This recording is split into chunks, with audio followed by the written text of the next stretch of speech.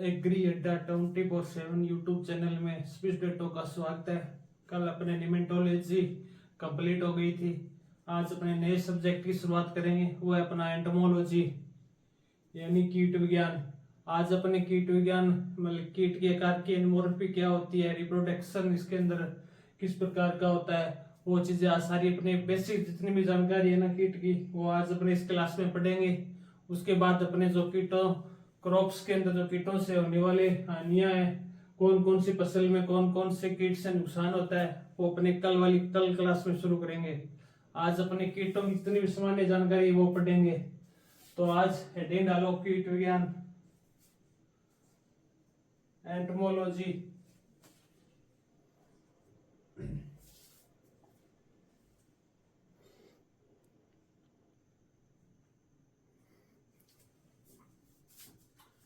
पहला है अपना एंटोमोलॉजी।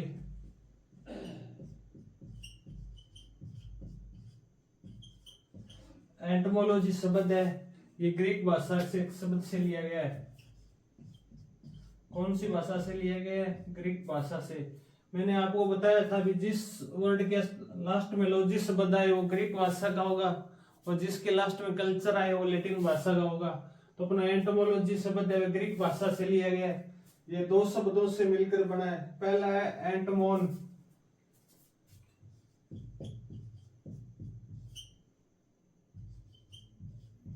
एंटोमोन। दूसरा है लोगस।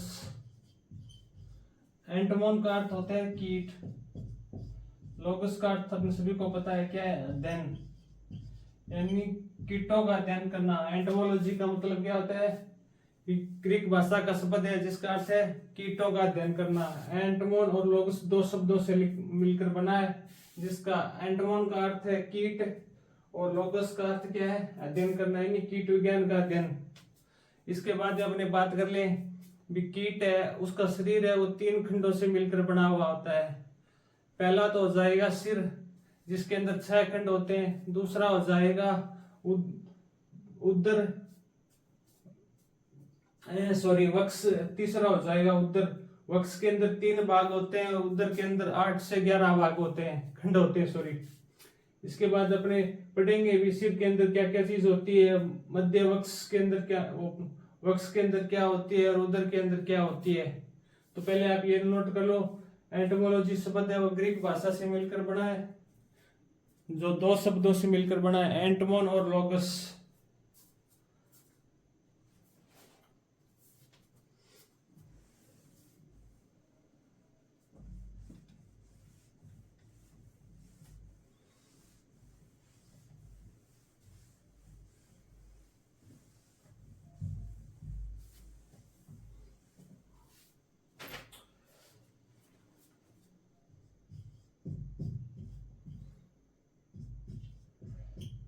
कीट का शरीर है वो 3 खंडों से मिलकर बना होता है।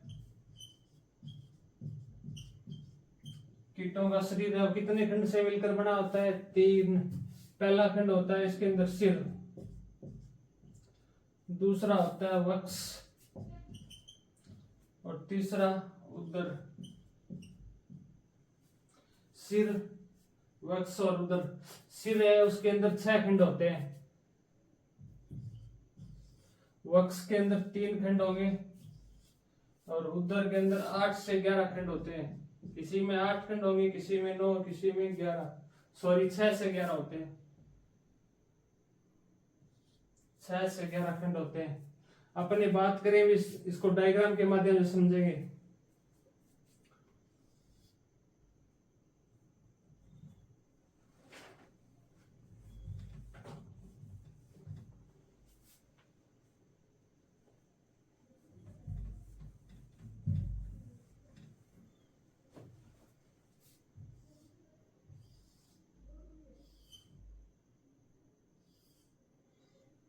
ये शरीर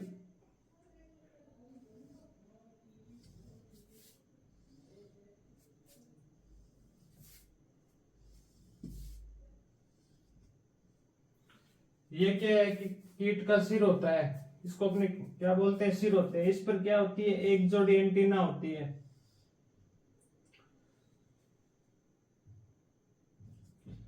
एंटीना या संगिका भी बोलते हैं भी। एक जोड़ी क्या होती है, एंटीना होती है। उसके बाद में कीटों के सिर के अंदर क्या होता है, एक जोड़ी संयुक्त नेत्र होते हैं।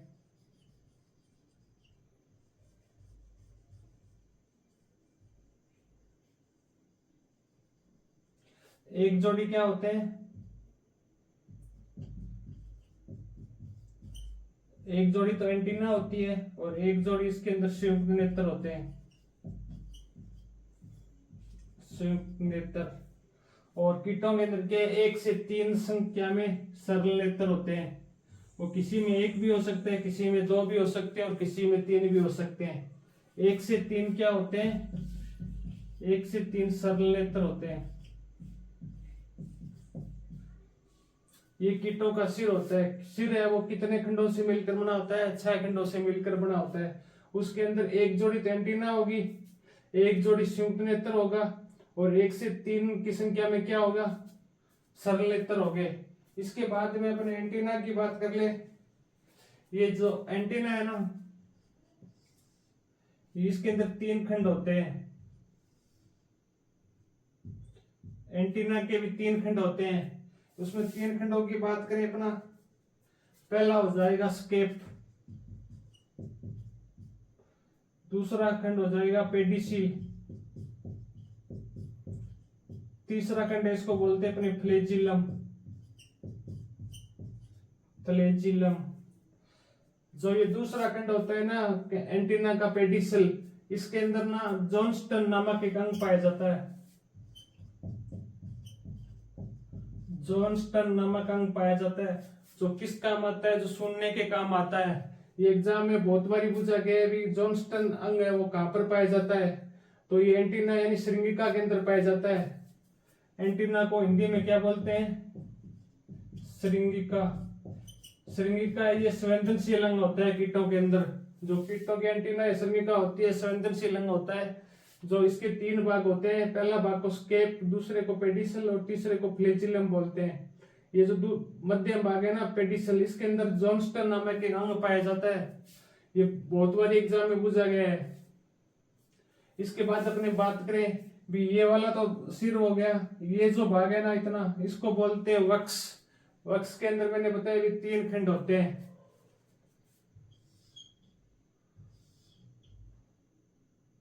अग्रवक्ष, मध्य और पश्च वक्ष।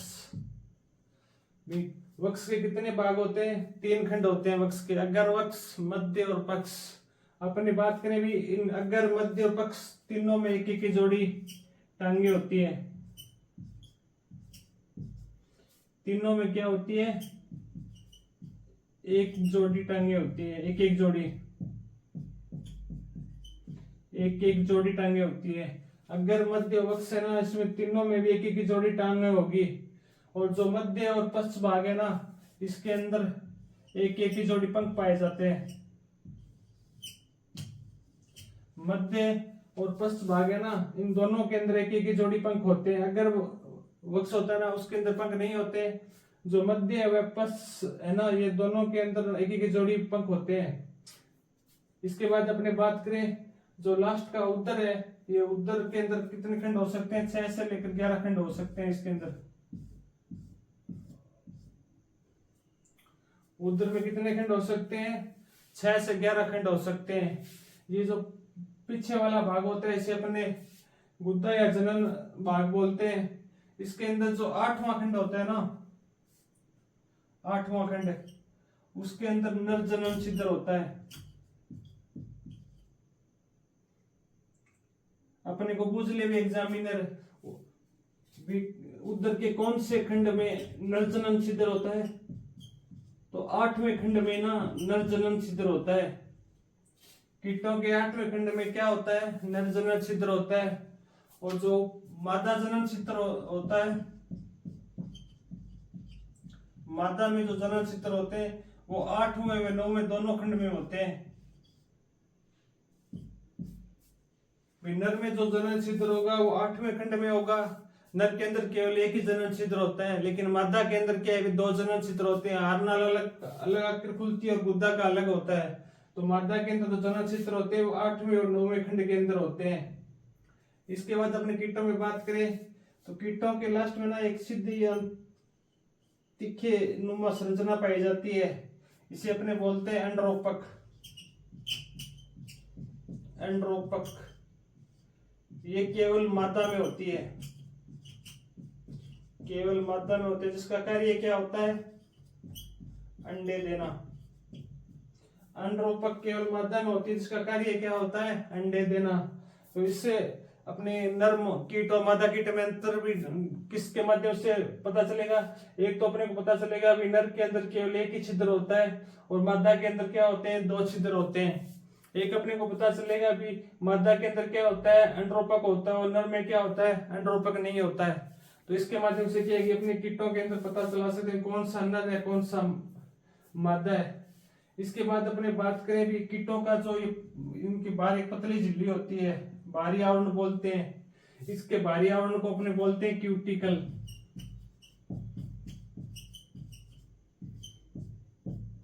जो इसका बाहरी आवरण होता है ना, पतली झिल्ली नुमा संरचना होती है, इसको अपने क्या बोलेंगे, क्यूटिकल बोलते हैं। जो प्रोटीन प्लस काइटिन से मिलकर बनी होती है। अपने काइटिन की बात कर लें, काइटिन क्या होता है, काइटिन है वो नाइट्रोजन पॉलीसेकेराइड शर्करा होती है, जो एनएसिटाइल और पोलीएमीन अम्ल का क्या होती है, बहुलक होती है। जो एनएसिटाइल और डी ग्लूकोएमीन का बहुलक होता है, पॉलीसेकेराइड वो सॉरी काइटिन होती है वो। और अपने प्रोटीन की बात करें तो इसमें क्या है कि अलग अलग तीन प्रोटीन पाई जाती है, और ये क्यूटिकल है, ये भी आगे इसमें भी 3 परतें होती हैं। उसमें अपने आगे पढ़ेंगे, क्यूटिकल पढ़ेंगे तो उसमें एंडोक्यूटिकल, एक्सोक्यूटिकल, एपोक्यूटिकल, ये तीनों अपने पढ़ेंगे आगे। पहले आप इतना इसका डायग्राम बना लो कीट का, क्या है कि आपको समझ में आ जाए। एक बार अपने वो रिपीट कर लेते हैं भी कीटों का शरीर है वो कितने खंडों से मिलकर बना होता है, 3 खंडों से मिलकर बना होता है। पहला होता है सिर। सिर के अंदर कितने खंड होते हैं, 6 खंड होते हैं। सिर में अपने बात करें तो एक जोड़ी तो इसके अंदर सर्विका या एंटीना पाई जाती है, जो क्या है, संवेदनशील अंग है। उसके बाद अपने बात करें भी एक जोड़ी संयुक्त नेत्र होते हैं, और 1 से 3 की संख्या में क्या होंगे, सरल नेत्र होंगे। जो ये कीटों का सिर होता है ना, इसको क्या बोलते हैं, टेंटोरियम बोलते हैं। उसके बाद अपने बात करें भी सॉरी ये जॉन्स्टर है, अभी एंटीना है। एंटीना में 3 भाग होते हैं, स्केप, पेडिसिल और फ्लैजिलम। पेडिसिल के अंदर एक जॉन्स्टर नामक अंग पाया जाता है, जो किस काम आता है, सुनने के काम में आता है। उसके बाद अपने बात करें वक्ष। वक्ष के भी 3 भाग होते हैं, अग्र, मध्य और पक्ष।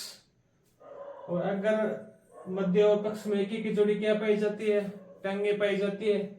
और मध्य और पक्ष भाग में एक एक जोड़ी पंख होते हैं। उसके बाद अपने बात करें भी उदर। उदर में 6 से 11 खंड होते हैं। उसके अंदर 8वें खंड में नर जनन छिद्र, और 8वें 9वें दोनों खंडों में क्या होता है, मादा जनन छिद्र होता है, और मादा में क्या होता है, एंड्रोपक होते हैं। इसके बाद हमने बात करें भी इनके श्वसन तंत्र की बात करें तो कीटों के अंदर क्या है कि 10 जोड़ी श्वसन छिद्र होते हैं।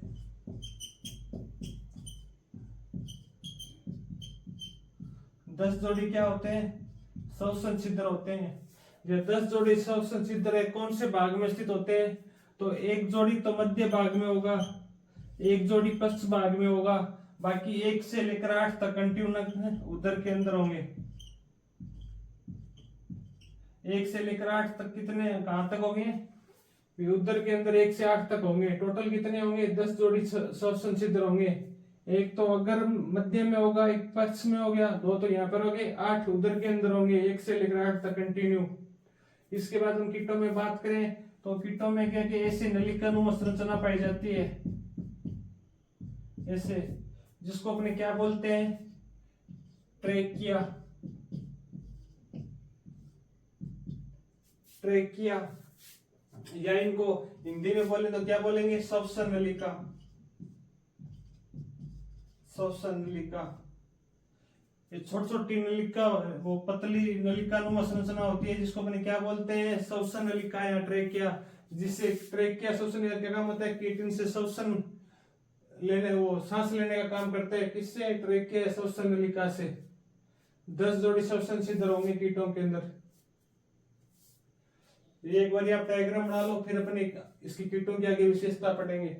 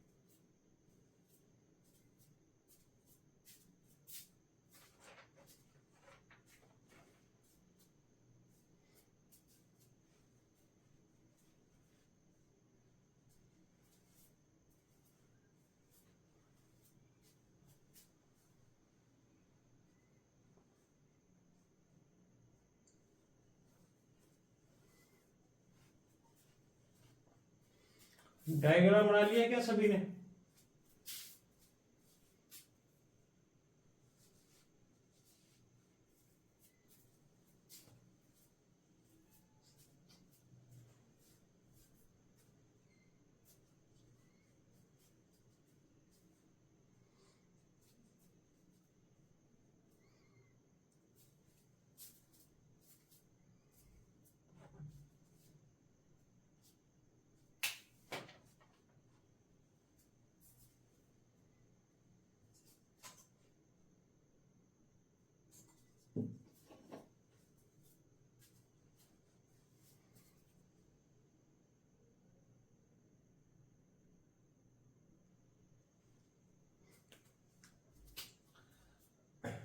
अब अपने हेडिंग डालो, कीटों की विशेषता। पहला पॉइंट लिखो इसमें, कीटों का शरीर है वो 3 खंडों से मिलकर बना होता है। जो अपने डायग्राम में समझाता वही मैं आपको नोट कराऊंगा। पहला पॉइंट लिखो,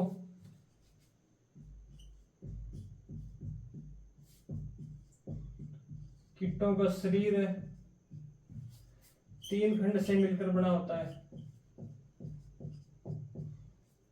3 खंड से मिलकर बना होता है। ब्रैकेट लिखिए ना, सिर, वक्ष और उदर। सिर, वक्ष और उदर। अपने पहले खंड की बात करें, सिर की, सिर वो 6 खंडों से मिलकर बना होता है। सिर है वो कितने खंडों से मिलकर बना होता है? 6 खंडों से मिलकर होता है। अपने डायग्राम में मैंने आपको बताया था अभी, सिर के अंदर क्या उपस्थित होते हैं? सिर के अंदर एक जोड़ी संयुक्त नेत्र होते हैं। सॉरी, पहले संगी का नोट कर लो।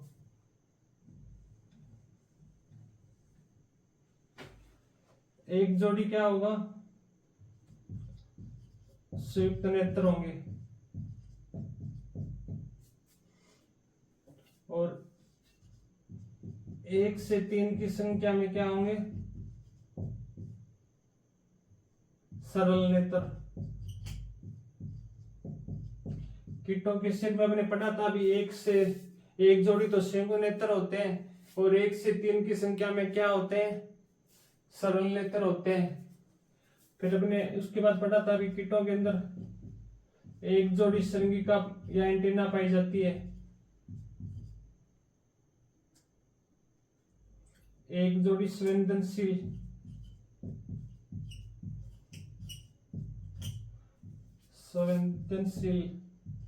एंटीना। हिंदी में लिखो तो लिखिए ना, एक जोड़ी श्रृंगिका होती है। मैं ऊपर लिख रहा हूं यहाँ,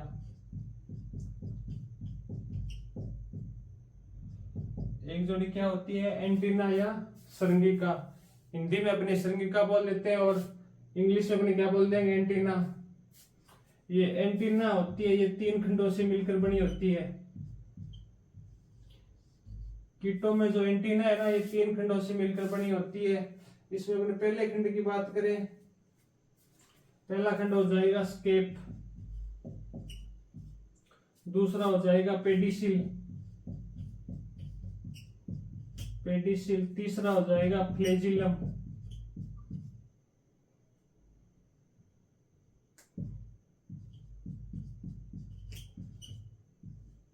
फ्लेजिलम, तीसरा खंड कौन सा हो जाएगा, फ्लेजिलम, तीसरा खंड हो जाएगा फ्लेजिलम। ये जो पेडिसिल है ना, इसके अंदर जॉन्स्टन नामक अंग पाया जाता है, जॉन्स्टन नामक अंग पाया जाता है।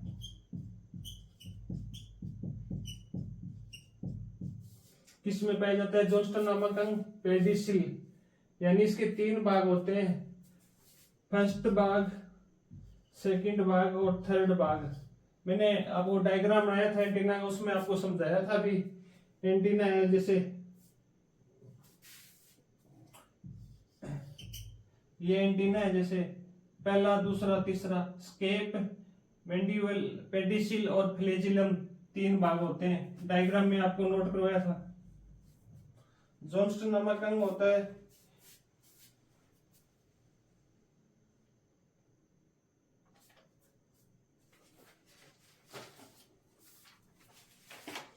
आप नोट करो पहले इतना साथ साथ में।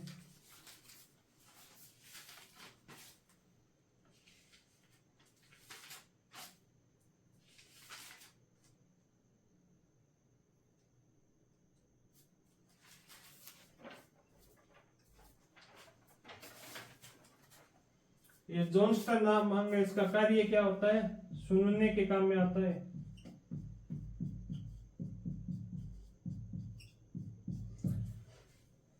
जो एक जोड़ी पर एंटीना होती है, ये इसका कार्य क्या होता है, ये संवेदनशील होती है, संवेदनशील होती है ना, ये सूचनाओं या कोई भी चीज होती है उसको महसूस करने का कार्य का काम करती है एंटीना। जो सिर का जो बाहरी कंकाली आवरण होता है, इसको अपने टेंटोरियम कहते हैं।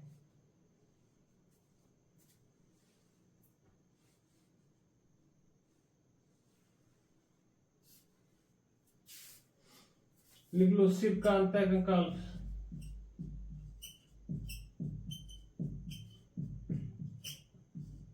सिर के अंत कंकाल को क्या बोलते हैं, टेंटोरियम। सिर का अंत कंकाल क्या कहलाता है, टेंटोरियम। उसके बाद अपने दूसरे भाग की बात करें अभी, वक्ष की। वक्ष है, ये 3 खंडों से मिलकर बना होता है। अगर वक्ष, मध्य और पक्ष, अगर वक्ष, मध्य वक्ष और पश्च वक्ष।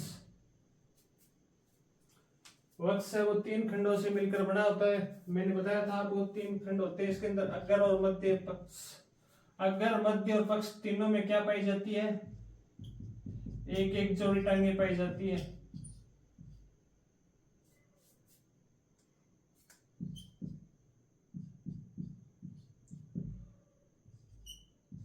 एक एक जोड़ी टांगे किसी तीनों में पाई जाती है। अगर भाग, मध्य और पक्ष दोनों में क्या पाई जाती है, एक एक जोड़ी टांगे होती है। लेकिन अगर पक्ष में क्या है, कोई पंख नहीं होते। मध्य और पक्ष में क्या होते हैं, एक एक जोड़ी पंख होते हैं।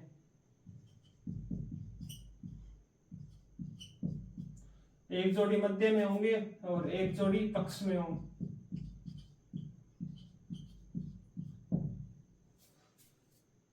अगर में नहीं पाए जाते, मध्य और पक्ष भाग में क्या होते हैं, एक एक जोड़ी पंख होते हैं। और मध्य और पक्ष में भी एक एक जोड़ी क्या होते हैं, श्वसन छिद्र होते हैं।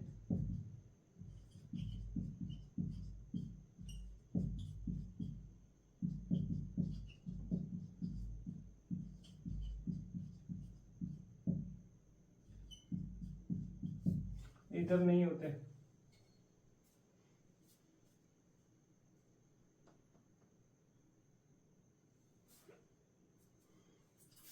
मध्य और पक्ष भाग में जो एक एक जोड़ी पंख होते हैं ना, इनको पटेरोथोरक्स कहते हैं।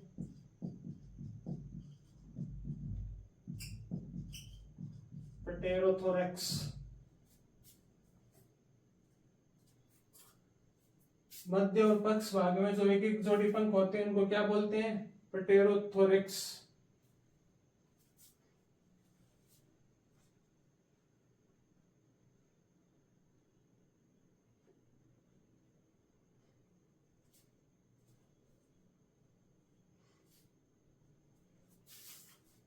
सिर, वक्ष और लास्ट एक भाग बचता है अपना कौन सा? उदर। उदर में मैंने कितने बताए थे? 6 से 11 खंड होते हैं। कितने खंड होते हैं उदर में? 6 से 11 खंड होते हैं। इसके अंदर मैंने आपको बताया था कि पहले 1 से 8 खंड में, पहले 1 से 8 खंड में एक जोड़ी स्वसन छिद्र होते हैं।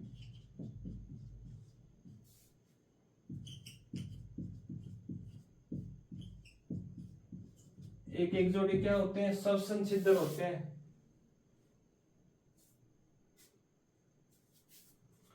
और 8वें खंड में नरजनन छिद्र होता है।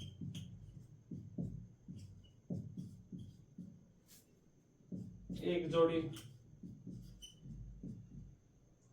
सॉरी,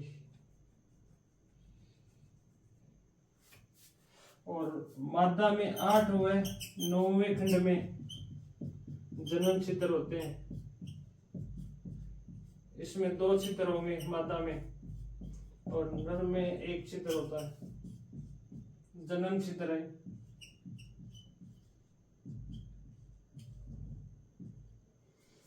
नर में जो जनन छिद्र होगा वो 8वें खंड में होगा। मादा में होते हैं 2 जनन छिद्र होते हैं, 8वें 9वें दोनों खंड में खोलते हैं। और उधर के पहले से 8वें खंड में क्या होते हैं? एक एक जोड़ी स्वसन छिद्र, वो स्वसन छिद्र होते हैं, सॉरी,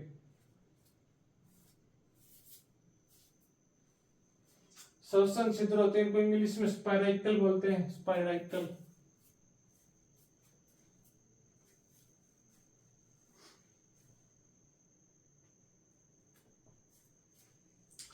इनको आप ऐसे नोट करना, ऐसे मत लिखना भाई कीटों का शरीर है वह 3 खंडों से मिलकर बना होता है, सिर है वो 6 खंडों से मिलकर होता है, एक जोड़ी संयुक्त नेत्र पाए जाते हैं। ऐसे मत लिखना, आप सीधा इस तरह लिखना, शॉर्ट में नोट्स बनाना, आपको याद करने में आसानी होगी। अब तीनों को बराबर बना लेना। यहाँ पर आगे जगह नहीं थी तो मैंने उधर को नीचे लिख दिया, बाकी आप तीनों पूरे पेज पे बना लेना तीनों को भी, सिर, खंड, वक्ष और उदर। फिर ऊपर पहले डायग्राम बना लेना, डायग्राम के बाद ये नोट कर लेना, आपको याद करने में आसानी होगी। फिर डायग्राम से क्या है कि आपको हर चीज याद आसानी से हो जाती है, क्योंकि जब भी एग्जाम में क्वेश्चन आएगा अपने सीधा लिखेंगे ना तो लिखने से याद नहीं होगा। अपने डायग्राम याद होगा तो एग्जामिनर क्वेश्चन पूछेगा, इस तरह में शॉर्ट में लिखा होगा तो अपने पता चल जाएगा कि कहां से क्वेश्चन पुटअप कर रहा है, कि कहां से एग्जामिनर ने क्या क्वेश्चन पूछा है।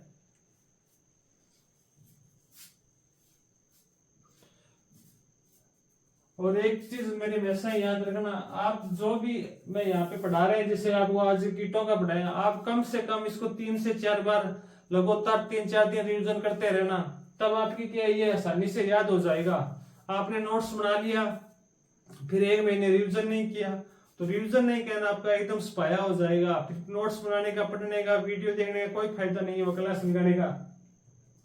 क्यों? एंटोमोलॉजी में कोई सब्जेक्ट लो, आप पैथोलॉजी के कौन सा भी ले लो, जो अपने डायग्राम के माध्यम से जैसे बैक्टीरिया स्ट्रक्चर हो चाहे निमेटोड्स की हो चाहे एंटोमोलॉजी में कीट इंसेक्ट की हो, जो भी अपने डायग्राम समझते हैं ना डायग्राम से, तो अपने को क्या है कि उसको कम से कम 2 या 3 दिन लगातार क्या रिविजन करना चाहिए। फिर अपने क्या है कि उसकी स्ट्रक्चर है वो दिमाग में समझ जाती है अपने, फिर आगे अपने दोबारा रिविजन करेंगे तो याद करने में आसानी होती है। थ्योरी तो क्या है कि अपने बाद में रिपीट कर सकते हैं, थ्योरी लिखी हुई है, पर जो अपने जो डायग्राम के माध्यम जो समझते हैं ना उसको आप लगातार 2-3 दिन रिविजन किया करो। नोट कर लिया सभी ने? एक बार और समझ लो, कीटों का शरीर है वो 3 खंडों से मिलकर बना होता है। पहला होता है सिर, सिर में कितने सिर है वो 6 खंडों से मिलकर बना होता है। सिर के अंदर एक जोड़ी संयुक्त नेत्र होते हैं, 1 से 3 की संख्या में सरल नेत्र होते हैं, जो 1 भी हो सकता है, 2 भी हो सकता है और 3 भी हो सकते हैं। और एक जोड़ी क्या पाई जाती है, संवेदनशील एंटीना या संरंगिका पाई जाती है। संरंगिका क्या है कि एंटीना के तीन भाग होते हैं, स्केप, पेडिसिल और फ्लैजिलम। पेडिसिल है, इसके अंदर जॉन्स्टन नामक अंग पाया जाता है जो क्या कार्य करता है, सुनने के काम आता है। इसके बाद अपनी बात करें जो कीटों का सिर है उसके अंत कंकाल को क्या कहते हैं, टेंटोरियम कहते हैं। उसके बाद अपने वक्ष पढ़े हैं, वक्ष के अंदर तीन खंड होते हैं, अगर वक्ष, मध्य वक्ष और पश्च वक्ष। अब बात कर ले भी अगर, मध्य और पक्ष तीनों में एक एक जोड़ी टांगे पाई जाती है, और मध्य और पश्च वक्ष है उसके अंदर एक एक जोड़ी पंख होते हैं जिसे पटेरोथोरेक्स कहते हैं। और पश्च और मध्य और पश्च वक्ष में क्या है, एक एक जोड़ी संवसन छिद्र पाए जाते हैं। उसके बाद अपनी बात करें भी उदर 6 से 11 खंडों से मिलकर बना होता है। पहले 1 से 8 खंड के अंदर क्या होता है, एक एक जोड़ी संवसन छिद्र होते हैं जो संख्या में 8 होते हैं। उसके बाद अपनी बात करें भी 8वां खंड होता है उसके अंदर नरजनन छिद्र खुलता है। जो नरजनन छिद्र है वो केवल एक ही होता है नर के अंदर। मादा में ये नरजनन छिद्र है संख्या में 2 होते हैं जो 8वें और 9वें खंड में खुलते हैं। नोट कर लिया सभी ने।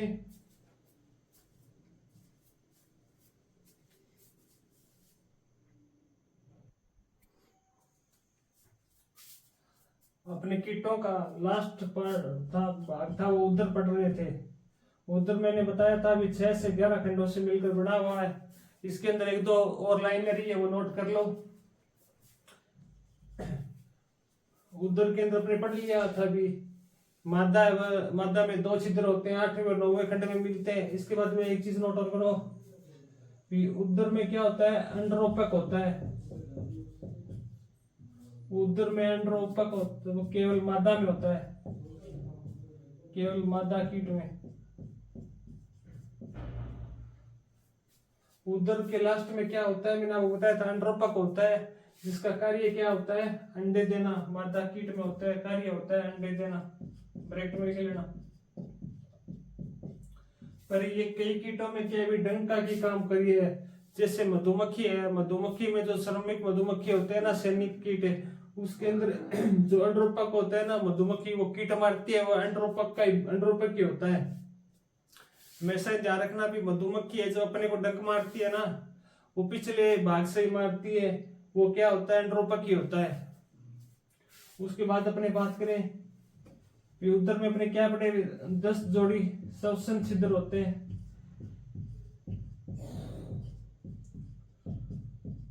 दस जोड़ी श्वसन छिद्र होते हैं।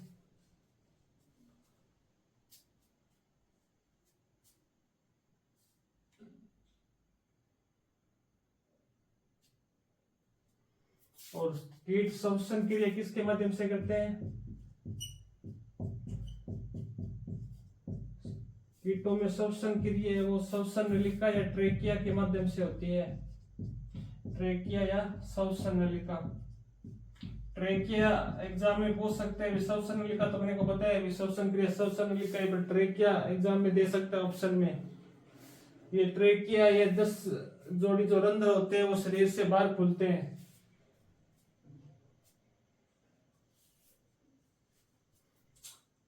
ये ट्रेकिया श्वसन नलिका होती है, ये तो 10 जोड़ी श्वसन रंध्रों द्वारा शरीर से बाहर खुलती है।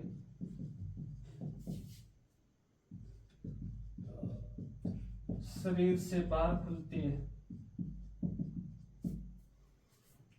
क्या है कि उधर में क्या होता है, लास्ट में जो जनन छिद्र होते हैं उसके बाद में क्या है कि एंड्रोपक होता है जो केवल मादा कीट में होता है, जिसका कार्य क्या होता है, अंडे देना। अपने मधुमक्खी पढ़ेंगे उसमें आपको लिखा दूंगा भी एंड्रोपक किसके माध्यम से, सैनिक मधुमक्खी जो डंका कार्य मारने का काम करती है। इसके अलावा आपने क्या पढ़ा, अभी कीटों में 10 जोड़ी श्वसन छिद्र होते हैं। कीटों में श्वसन क्रिया है वो ट्रेकिया के माध्यम से होती है। ट्रेकिया व 10 जोड़ी श्वसन रंध्रों द्वारा शरीर से बाहर खुलती है। ये चीज नोट कर लो। इसके बाद हमें एक चीज नोट लगा के लिख लेना, कीटों में 2 भाग होते हैं, एक तो होता है शुक्राशय, एक होता है शुक्रदानी।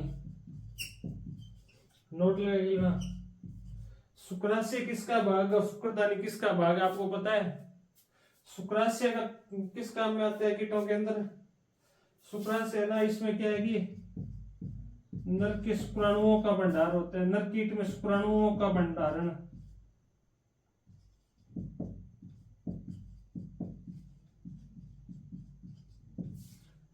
नर कीट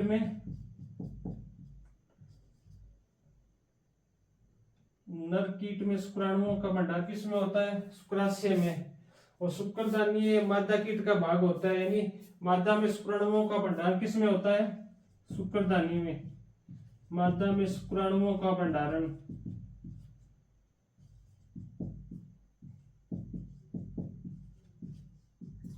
नर में शुक्राणुओं का भंडार किस में होगा? शुक्राशय में।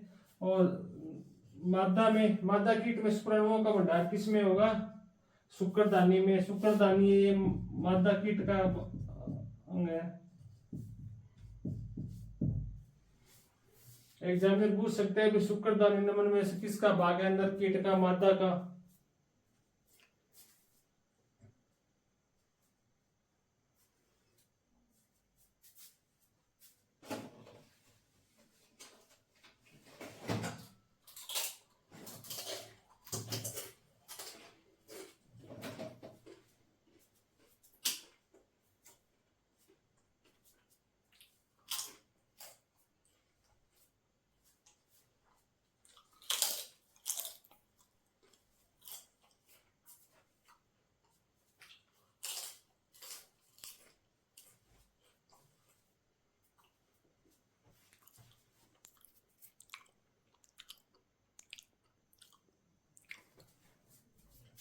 हम अपने अगला पढ़ेंगे कीटों का जो बाहरी आवरण है वो प्रोटीन प्लस काइटिन से मिलकर बना होता है, जिसे अपने क्या बोलते हैं? क्यूटिकल।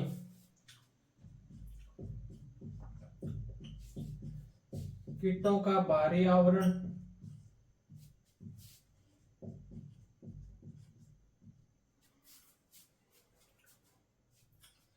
क्या कहलाता है? क्यूटिकल।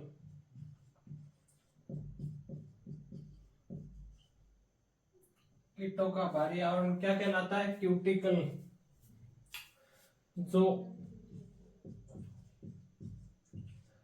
काइटिन प्लस प्रोटीन से मिलकर बना होता है।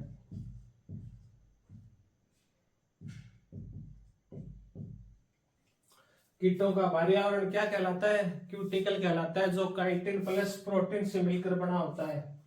ये जो क्यूटिकल है ना, इसके अंदर 3 परत होती है। क्यूटिकल के अंदर अपने बात कर ले 3 परत होती है।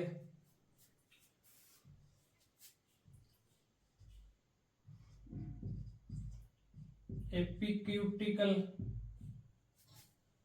एंडोक्यूटिकल,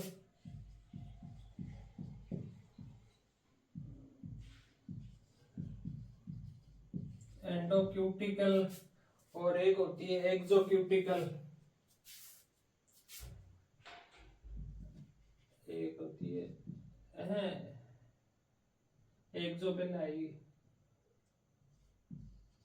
एक्सोक्यूटिकल और एंडोक्यूटिकल।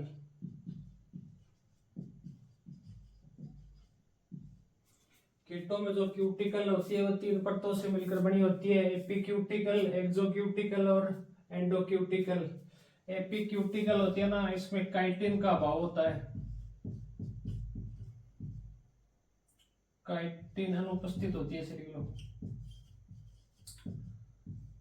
एपिक्यूटिल में क्या होती है? जो काइटिन होती है ना, जो नाइट्रोजनस पॉलीसेकेराइड्स वगैरह वो अनुपस्थित होती है।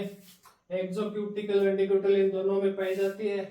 एक्सोक्यूटिकल, वेंट्रिक्यूटिकल है, इन दोनों को क्या कहते हैं? दोनों आगे में जाके मिलती है, इसको प्रोक्यूटिकल कहते हैं। एक्सोक्यूटिकल, वेंट्रिक्यूटिकल दोनों क्या कहलाती है? प्रोक्यूटिकल।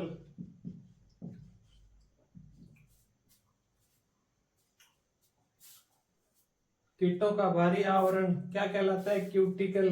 क्यूटिकल है वो काइटिन प्लस प्रोटीन से मिलकर बना होता है। अब बात कर ले अभी अपने काइटिन। काइटिन क्या होती है? काइटिन क्या है?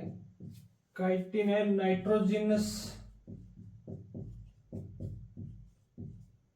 नाइट्रोजनस पॉलीसेकेराइड शर्करा है। पॉलीसेकेराइड शर्करा होती है। जो अनएसिटिल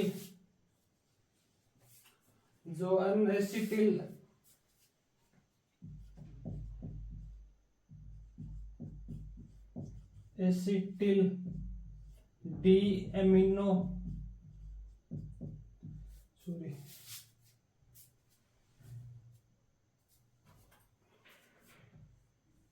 डी ग्लूकोज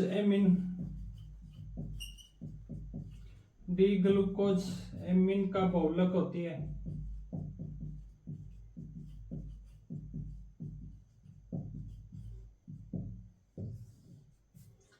बात कर ले भी जो काइटिन है, काइटिन क्या है? ये नाइट्रोजनस पॉलीसेकेराइड शर्करा होती है जो अनएसिटाइल ग्लूकोज डी ग्लूकोज एमिन का बहुलक होती है। अब बात कर ले भी ये प्रोटीन है, कीटों के अंदर प्रोटीन है, इसके अंदर भी क्या होती है? 3 परतें होती है, यानी प्रोटीन 3 प्रकार की होती है। प्रोटीन होती है कीटों में, ये कितने प्रकार की होती है? 3 प्रकार की होती है। मैं यहाँ पे लिख रहा हूं। पहली प्रोटीन हो जाएगी ऑर्थोपोडिन,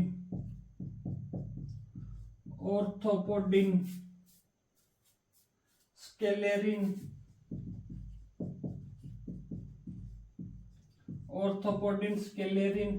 और एक हो जाएगी रेजिलिन। कीटों में प्रोटीन है वो कितने प्रकार की होती है? 3 प्रकार की होती है। ऑर्थोपोडिन, स्केलेरिन और रेजिलिन। सर्वाधिक मात्रा में ये पाई जाती है, सबसे अधिक मात्रा में ऑर्थोपोडिन होती है।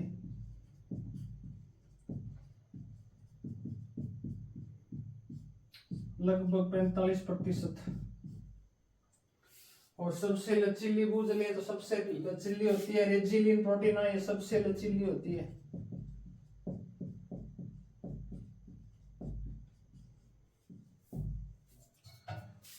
एक बार और देख लो कि कीटों का बाहरी आवरण ऐसे अपने क्या बोलते हैं? क्यूटिकल बोलते हैं, जो काइटिन प्लस प्रोटीन से मिलकर बना होता है। काइटिन प्लस प्रोटीन से मिलकर बना होता है। अब क्यूटिकल की बात कर ले, क्यूटिकल में 3 परत होती है, एपीक्यूटिकल, एक्सोक्यूटिकल और एंडीक्यूटिकल। एपीक्यूटिकल है, इसके अंदर काइटिन अनुपस्थित होती है। एक्सोक्यूटिकल, एंडीक्यूटिकल, इन दोनों को प्रोक्यूटिकल कहते हैं। इसके बाद चले काइटिन क्या है? काइटिन क्या है? नाइट्रोजनस पॉलीसेकेराइड शर्करा है जो अनएसिटाइल डी ग्लूकोजेमिन का बहुलक होती है। प्रोटीन है, प्रोटीन 3 प्रकार की होती है, ऑर्थोप्रोटीन, स्केलेरिन और रेजिलिन। बस इतनी सी बात है, कीटों का बाहरी आवरण कंप्लीट हुआ। नोट कर लो डायग्राम ऐसे कैसे बनाना, याद करने में आसानी होगी। वैसे महाभारत मत लिखना, महाभारत लिखोगे तो याद नहीं होगी। ऐसे डायग्राम बनाना। प्रोटीन 3 प्रकार की होती है।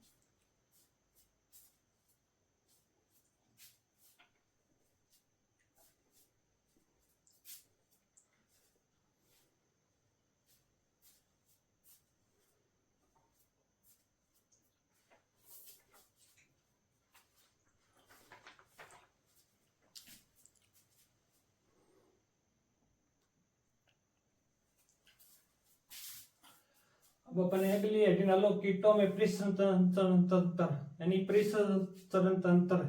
कीटों में जो परिसंचरण तंत्र होता है वह किस प्रकार का परिसंचरण तंत्र पाया जाता है? कीटों में खुले प्रकार का परिसंचरण तंत्र होता है। और कीटों में रुधिर की बात करें, रुधिर में क्या होता है? हीमोग्लोबिन का अभाव होता है, इसलिए कीटों के रुधिर को अपने क्या बोलते हैं? मिलीफिया। इसके बाद कीटों के रुधिर के अंदर अपने बात करेंगे। जो कीटों का रुधिर होता है वो हल्का अम्लीय होता है और रंगीन होता है। और रुधिर में जो ऑक्सीजन का परिवहन होता है वो ट्रेकिया के माध्यम से होता है। और रुधिर में कौन सी शर्करा होती है? ट्राइएलोज। तो ये चीजें में नोट करते हैं, लिखो। परिसंचरण तंत्र, कीटों में परिसंचरण, पहले लिखना कीटों में परिसंचरण किस प्रकार के होते हैं? खुले प्रकार का परिसंचरण होता है। दूसरी लाइन मैंने आपको क्या बताई थी? कीटों के रुधिर में किसका भाव होता है? हीमोग्लोबिन का।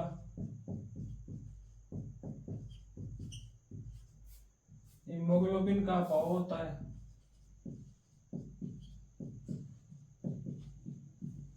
इसलिए कीटों के रुधिर को अपने क्या बोलते हैं? हीमोलिप कहते हैं।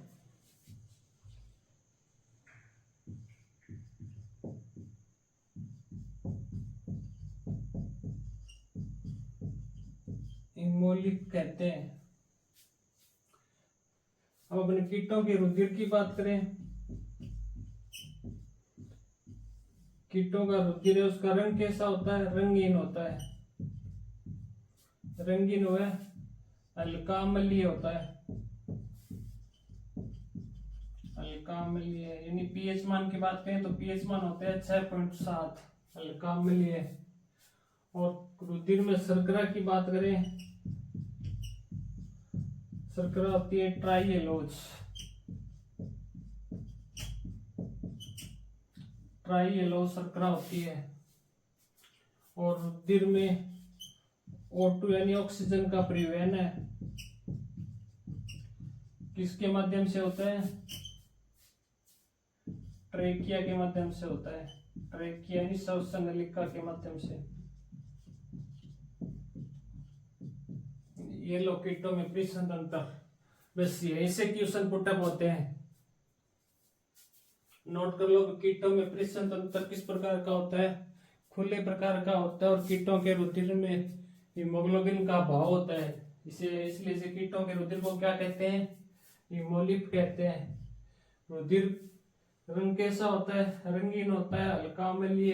पीएच बूझ ले तो 6.7 हो जाएगा। कौन सी शर्करा पाई जाती है?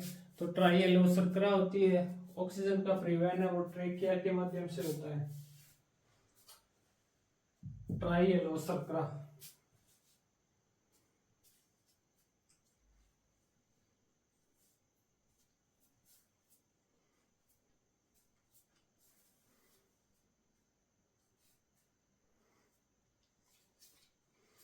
कीटों में परिसंचरण किस प्रकार का होता है? खुले प्रकार का परिसंचरण होता है। और रुधिर में हीमोग्लोबिन का भाव होता है। किसका भाव होता है कीटों के रुधिर में? हीमोग्लोबिन का। इसलिए कीटों के रुधिर को क्या कहते हैं? हीमोलिप।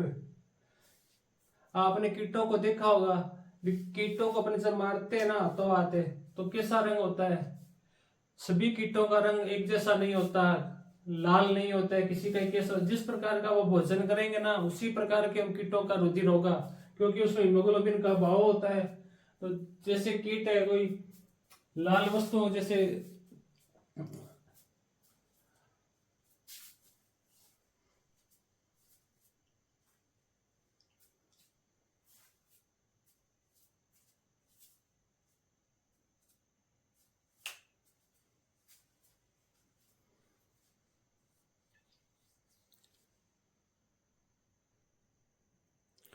अगला है कीटों में उत्सर्जन तंत्र। उत्सर्जन तंत्र कीटों में अपने उत्सर्जन, कीटों में उत्सर्जन की क्रिया है वो कौन से नलिकाओं के माध्यम से होती है? अपने मुख्यतः बात करें तो मेलपीगीय नलिकाओं से होती है, जो आहारनाल से जुड़ी होती है। आहारनाल के 3 भाग होते हैं, अग्र मध्य पक्ष, जो मध्य और पक्ष के बीच में जुड़ी हुई होती है। जो मेलपीगीय नलिकाएं होते हैं इनका कार्य क्या होता है? ये जो रुधिर में अपशिष्ट पदार्थ है और जो कीटों का उत्सर्जित अपशिष्ट पदार्थ होता है उसको क्या करती है? आहारनाल के अंदर धकेल देती है। आहारनाल के माध्यम से क्या ये बाहर भेजती है। हम इसके अलावा अपने मेलपीगी नलिकाओं के अलावा बात करें तो कीटों के अंदर कुछ ऐसी कोशिकाएं भी होती है जो उत्सर्जन की क्रिया में सहायक होती है। जैसे अपने बात कर लेने फ्रेडियल कोशिका होगी, यूरेट कोशिका होगी, त्वचा हो गई, वसीय उत्तक हो गए। तो इसके माध्यम से क्या है, कीट कभी कभी उत्सर्जन की क्रिया भी करते हैं। इसके बाद अपने बात करें कीटों में जो उत्सर्जित पदार्थ होता है वो क्या होता है। कीट अपने क्या है कि कुछ कीट जलीय भी होते हैं और कुछ कीट स्थलीय होते हैं। जो स्थलीय कीट होते हैं ना, उनका उत्सर्जित पदार्थ होगा यूरिक अम्ल, और जो जलीय कीट होगा उनका होगा अमोनिया। जिस तरह अपने निमेटोड्स में पढ़ा था, अभी निमेटोड्स से उनका उत्सर्जित पदार्थ क्या होता है, तो अपने पदार्थ में अमोनिया गैस होती है। इसी तरह भी जो जलीय कीट होते हैं उनका उत्सर्जित पदार्थ क्या होगा, अमोनिया होगी। तो पहला लिखो भी उत्सर्जन क्रिया है, कीटों में उत्सर्जन की क्रिया वो किसके माध्यम से होती है, मेलपीगी नलिकाओं के माध्यम से होती है।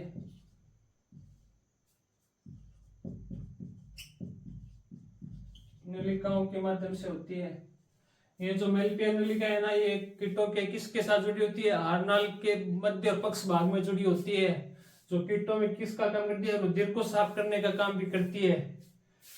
साइड में लिख लेना, मेलपीगी नलिका इनका कार्य क्या होता है, कीटों में रुधिर को साफ करना भी इनका कार्य होता है। रुधिर में जो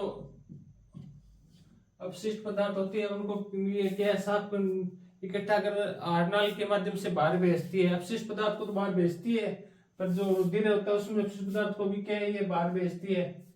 मुख्यतः मेलपीगी नलिकाओं के द्वारा होता है। इसके अलावा बात करें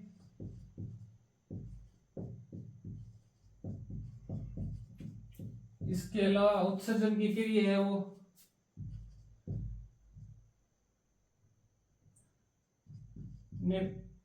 फ्रेडियल कोशिका,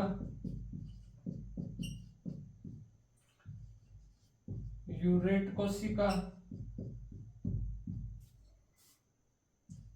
त्वचा और वसीय उत्तक। वसीय उत्तक भी उत्सर्जन क्रिया में सहायक होते हैं।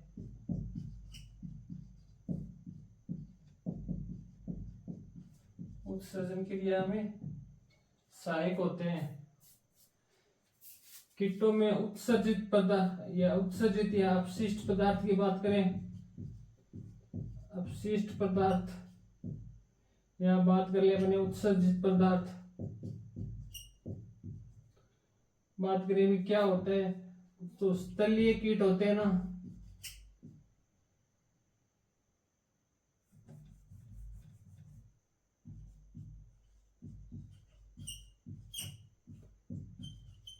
स्थलीय कीटों में उत्सर्जित पदार्थ है वो होता है यूरिक अम्ल।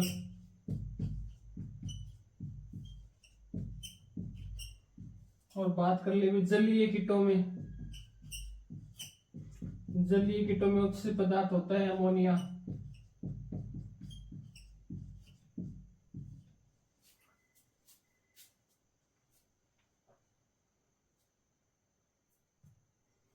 और सूत्रक्रमी में भी लिख लेना साथ साथ। वैसे मैंने पीछे सूत्रक्रमी नेमेटोलॉजी में पढ़ाया था, सूत्रक्रमी में भी अमोनिया गैस उत्सर्जित पदार्थ होती है।